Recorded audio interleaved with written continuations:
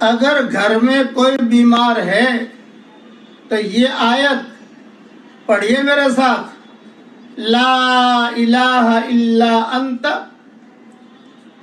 سبحانک انی کنت من الظالمین، 40 مرتبہ اسے پڑھوا لیجئے، چاہے ایک ساتھ پڑھے، چاہے تھوڑا تھوڑا کر کے پڑھے، چاہے 2 دن میں پڑھے، 3 دن میں پڑھے، بیمار آدمی ہے بیچارہ۔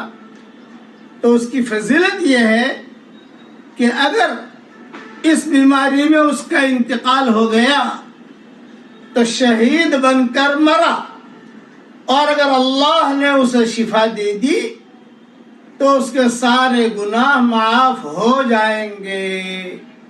یہ فضیلت والا جو مضمون ہے حدیث والا، یہ ترغیب ترہیب میں بھی ہے، اور حدیث کی بہت کتابوں میں یہ مضمون موجود ہے۔